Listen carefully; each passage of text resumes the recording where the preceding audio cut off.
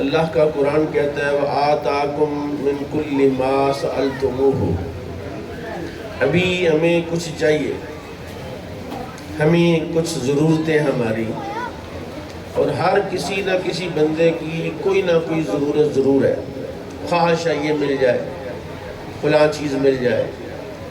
رب کا قرآن کہتا ہے میں نے تمہیں وہ کچھ بھی عطا فرمایا جو تم نے مجھ سے مانگا نہیں، تمہارے وہم و گمان میں بھی نہیں تھا، پھر بھی میں نے بن مانگے عطا کر دیا۔ وَآتَاكُم مِّن كُلِّ مَا سَأَلْتُمُوهُ، جب میں رب العالمین تمہیں بنا مانگے عطا کر کے خوش ہوتا ہوں اور بنا مانگے عطا کرتا ہوں، تو جب تم مجھ سے مانگو گے تو پھر نہیں دوں گا۔ جی توجہ ہے، میں بنا مانگے دے رہا ہوں، اور ہر دور ہر مرحلے پر تمہاری ضرورتیں مختلف تھیں۔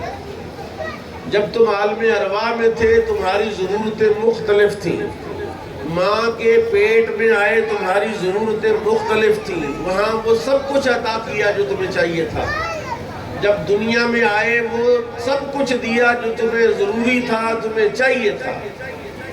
آج کل بجلی کا بحران ہے، حالات واقعات آپ کے سامنے ہیں، لیکن ایک سورج آپ کے سر پر چمک رہا ہے، سوچئے اگر اس کی لوڈ شیڈنگ ہو جائے تو ہمارا کیا بنے گا؟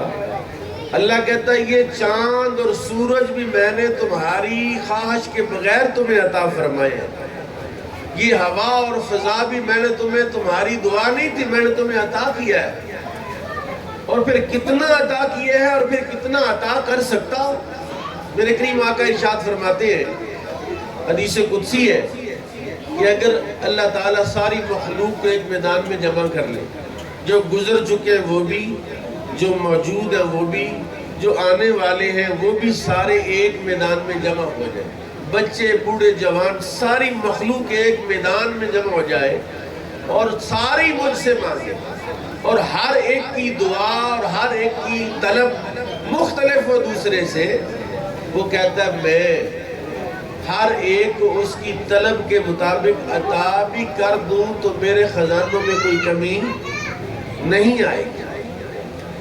یعنی وہ اتنا کریم ہے۔ ابھی ماں کی محبت کی بات ہو رہی تھی، ماں کا تذکرہ ہو رہا تھا، تو وہ جو 70 ماؤں سے زیادہ پیار کرنے والا ہے، کوئی ماں سے بے وفائی کرے،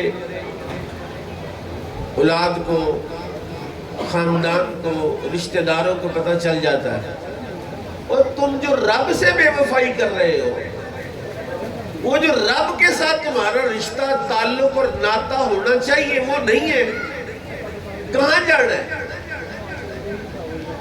واپس کہاں جانا ہے؟ کہتے ہیں ایک بندے کی گودڑی، شریف آدمی کی ملنگ کی گودڑی چھین کے لڑکے بھاگ گئے، وہ جا کے قبرستان بیٹھ گئے، لوگوں نے کہا تمہاری گودڑی باغ کی طرف لے کر گئے ہیں تو قبرستان بیٹھ گئے۔ اس نے کہا کوئی بات نہیں، باغ میں جائیں جہاں جائیں آخر ادھر آنا ہے، جب ادھر آئیں گے تو میں ان سے کہوں گا میری گودڑی نکالو۔ اور جانا کہاں ہے؟ پھر آئے کہاں سے ہو؟ جہاں سے آئے ہو وہیں واپس جانا ہے۔ اِنَّا لِلَّهِ وَإِنَّا إِلَيْهِ راجعون کا معنی یہ ہے کہ بندے کو پتا صبح گھر سے نکلا ہوں شام کو گھر آنا ہے، کوئی ایسا کام کر کے نہ جائے کہ گھر والے داخل ہی نہ ہونے دیں۔ وَآتَاكُم مِّن كُلِّ مَا سَأَلْتُمُوهُ، ایک تو وہ کہتا ہے بن مانگے عطا کیا، ایک وہ کہتا ہے جو تمہیں چاہیے تھا وہ دیا، ایک وہ ہے جو تم مجھ سے مانگتے ہو اور تمہارا خیال ہے کہ میں تمہیں دیتا نہیں، جبکہ میری رحمت کا انداز تو یہ ہے، میرا جو طریقہ کار ہے وہ تو یہ ہے، میرا جو اعلان ہے وہ یہ ہے کہ جو مجھ سے مانگے اس کے مانگنے پر میں خوش ہوتا ہوں، اور جو مجھ سے نہ مانگے میری رحمت اس سے ناراض ہوتی ہے۔ اب تو جو تم مجھ سے مانگ نہیں رہے، مجھ سے طلب نہیں کر رہے، مجھ سے خواہش نہیں کر رہے، تو ایک طبقہ ایسا بھی ہے جو خواہش اور ضرورت کے باوجود مانگتا نہیں، وہ ابراہیم خلیل اللہ علیہ السلام جیسے لوگ ہیں کہ آگ میں پھینکا جا رہا ہے تو کہا جا رہا ہے کہ اللہ سے عرض کرو، کہا اس کو میرے حالات کی مجھ سے زیادہ خبر ہے، لیکن ابراہیمی ہونے میں ایک وقت لگتا ہے، ایک تربیت کی ضرورت ہے۔ ابراہیمی بھی نہیں ہو کہ تم اس منصب اس مقام پر پہنچ جاؤ، اس منصب پر فائز ہو جاؤ کہ تم ابراہیمی ہو کہ میں نہیں اپنے رب سے مانگتا۔ جس نبی کے تم کلمہ پڑھنے والے ہو، اس نبی نے پتا کیا کہا؟ اللہ اکبر۔ حضرت یوسف علیہ السلام کو جب جیل کے اندر فرعون مصر نے پیغام بھیجا، خواب کی تعبیر کا معاملہ آیا کہ 7 گائیاں 7 گائیوں کو کھا رہی ہیں، خواب کی تعبیر پوچھی گئی، آپ نے بغیر کسی مطالبے کے ان کو خواب کی تعبیر بتا دی کہ پہلے 7 سال خوب کاشت ہوگی، خوب فصل ہوگی، اگلے 7 سال کاشتکاری ہوگی، لہذا اگلے سالوں کے لیے ابھی ذخیرہ کر لو۔ وہ آئے، سوال پوچھا، جواب لیا، چلے گئے۔ رسول کریم صلی اللہ علیہ وسلم نے ارشاد فرمایا، میرا بھائی یوسف بڑا سخی تھا کہ بے گناہ جیل میں بند ہے، اس کا مطالبہ ہی نہیں کیا کہ مجھے پہلے نکالو پھر جواب دوں گا۔ حضور فرماتے ہیں صلی اللہ علیہ وسلم، اگر میں ان کی جگہ ہوتا، اگر میں یوسف کی جگہ ہوتا تو میں کہتا پہلے مجھے جیل سے باہر نکالو پھر میں تم اس کا جواب دوں گا۔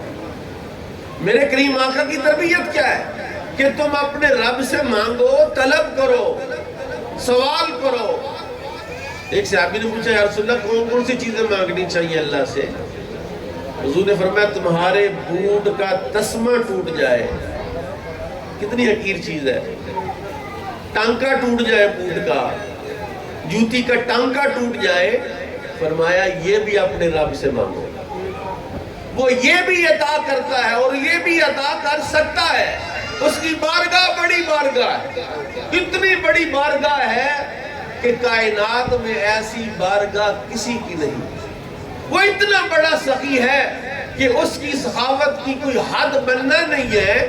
جو آیت تلاوت کی اس کا دوسرا حصہ کہہ رہا ہے، وَإِن تَعُدُّوا نِعْمَةَ اللَّهِ لَا تُحْصُوهَا، فرمایا اگر اس کی سخاوت کو جاننا ہے تو پھر اس کی نعمتیں شمار کرو، کیلکولیٹر لے کے بیٹھ جاؤ، آؤٹ آف کوریج ہو جائے گا، آؤٹ آف کاؤنٹنگ ہو جائے گا کہ اس کی نعمتیں ختم نہیں ہوگی، تمہاری گنتیاں ختم ہو جائیں گی۔ آنکھ سے لے کر سر سے لے کر پاؤں تک پورا جسم اس کی نعمتوں کا ایک مجموعہ ہے، بحر ناپید کنار ہے، اور وہ اس پر مطالبہ کیا کر رہا ہے کہ تم نے کرنا کیا ہے؟ کہتا ہے لَإِن شَكَرْتُمْ لَأَزِيدَنَّكُمْ وَلَئِن كَفَرْتُمْ إِنَّ عَذَابِي لَشَدِيدٌ۔ میرے ایک دوست ہیں، ان کو ہارٹ اٹیک ہوا، جب سے ہارٹ اٹیک ہوا تب سے بڑے محتاط، میں یہ نہیں کھانا، یہ نہیں کھانا، ڈاکٹر منع، ٹھنڈی چیز نہیں کھانا، آئلی نہیں کھانا، گھی نہیں کھانا، دودھ ہے وہ بھی جناب وہ پون کے نا ملائی نکال کے، اور ایک تو یہ اٹیک کے بعد کی پرہیزگاری ہے، اور ایک پرہیز جو رسول اللہ لے کر آئے، جو قرآن رسول اللہ لے کر آئے، اور وہ چھاننی کب استعمال کرے گا؟ افحسبتم انما خلقناکم عبثا، کیا سمجھتا ہے صبح اٹھے اور سارا دن کام کاج کر کے جا کے سو گئے؟ یہ صبح اور شام تیری ختم ہو جائے گی، پھر باقیوں کے لیے جاری رہے گی۔ یہ کائنات کا ایک آغاز ہے، اس کا ایک انجام ہے، تیرا بھی ایک آغاز ہے، ایک انجام ہے۔ تو وقت کیوں ضائع کر رہا ہے؟ تو کیوں وقت ضائع کر رہا ہے؟ کس سہارے اور کس آسرے پر وقت ضائع کر رہا ہے؟ وَإِن تَعُدُّوا نِعْمَةَ اللَّهِ لَا تُحْصُوهَا، اللہ کہتا ہے میری نعمتیں گنو، اور گنتے گنتے کہتے ہیں نعمتیں کھا کھا کے دانت ختم ہو گئے، نعمتیں استعمال کر کر کے رب کی، اس کی عطاؤں کا کوئی حساب اور کوئی بننا نہیں ہے، لیکن جب اس کی طرف سے آواز آتی ہے، وہ پتہ کیا کہتا ہے؟ حضرت عبداللہ بن عباس نے بڑی خوبصورت بات، حضرت عبداللہ بن عباس نے جب یہ آیت پڑھی نا، یا ایہا الانسان ما غرک بربک الکریم، اے انسان تجھے کس اپنے قریب رب سے کس چیز نے دھوکے میں ڈالا؟ جو اتنا قریب رب ہے اور اس سے بھی کوئی منہ موڑ سکتا ہے؟ اور اس آیت کا آسان سا اگر میں معنی بیان کروں تو یہ ہے کہ اے انسان، میں تو تجھے دیکھتا ہوں، تو کسے دیکھتا ہے؟ میرا دھیان تیری طرف ہے، تیرا دھیان کدھر ہے؟ تو میری طرف دیکھ، میں تیری طرف دیکھ رہا ہوں۔ اور وہ کہتا وَالَّذِي خَلَقَ لَكُمْ مَا فِي الْأَرْضِ جَمِيعًا، یہ زمین و آسمان، یہ شجر و حجر سارے اللہ نے تیرے لیے بنائے ہیں، اور تجھے اللہ نے اپنے لیے بنایا ہے۔ کس لیے بنایا ہے؟ اللہ نے آپ کو کس لیے بنایا؟ ذرا ایک دفعہ سبحان اللہ کہیں، جاگ رہے ہیں کہ نہیں جاگ رہے؟ نہیں، ابھی سبحان اللہ اس طرح کا نہیں ہے، پتہ چلے کہ آپ جاگ رہے ہیں۔ سبحان اللہ، مجھے ادراک ہے، مجھے احساس ہے، کیونکہ ہمیں بھی بجلی کے بل آتے ہیں، آپ کی پریشانیوں کا ادراک ہے، لیکن میں کہتا ہوں ساری پریشانیوں کو بھول کر آپ کبھی رب کی رحمتوں کی طرف تو دیکھو، دھیان کرو، اور اس کا ایک گل ہے تمہارے ساتھ، وَإِن تَعُدُّوا نِعْمَتَ اللَّهِ لَا تُحْصُوهَا، اس کی نعمتوں کو گننا چاہو تو شمار نہیں کر سکتے، اور اس کی نعمتوں میں سب سے بڑی نعمت یہ ہے کہ وہ ہمارا رب ہے۔ اس سے بڑی نعمت یہ ہے کہ ہمیں معرفت مل گئی ہے کہ اللہ وحدہ لا شریک ہے۔ اس کے بعد بڑی نعمت ہے کہ ہم محمد الرسول اللہ کی امتی اور غلام ہیں، اور ان تین نعمتوں کے بعد سب سے بڑی نعمت ماں باپ ہے۔ یہ ماں باپ نعمت ہے، کتنی بڑی نعمت ہے؟ جس طرح ہم رب کے بڑا ہونے کو معیار نہیں کر سکتے، بیان نہیں کر سکتے کہ وہ کتنا بڑا ہے، بس کہتے ہیں اللہ اکبر، اسی طرح ماں باپ کے بارے میں بھی معیار نہیں کیا جا سکتا، کوئی ناپا اور تولا نہیں جا سکتا کہ ماں باپ کتنی بڑی نعمت ہے۔ بس اتنا سمجھ لیجئے کہ اللہ کی رحمتوں اور اللہ کی محبتوں کا ایک پرتو اور اس کا ایک عکس اور اس کا ایک انداز ماں اور باپ ہے۔ آپ سوچئے جب ایک ماں باپ کی اتنی نعمت ہے تو وہ 70 کٹھی کریں گے تو کتنا ہوگا؟ رسول پاک کی خدمت میں ایک شخص کے بارے میں کہا گیا، حضور آخری وقت ہے، جان کنی کا ٹائم ہے، اس کی زبان پر کلمہ نہیں جاری ہو رہا۔ رسول پاک بڑی تیزی کے ساتھ گئے، پوچھا کیا بات ہے؟ پوچھا کیا ماں ہے؟ کہا جی ماں ہے۔ کہا ماں کو بلاؤ۔ ماں کو بلایا، پتہ چلا کہ یہ ماں کا گستاخ ہے، ماں ناراض ہے۔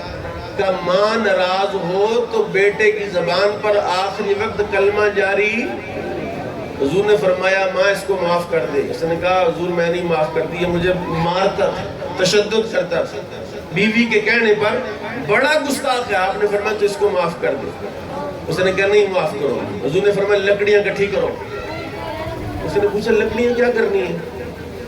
آپ نے فرمایا تیرے سامنے اس کو لکڑیوں میں جلانا ہے۔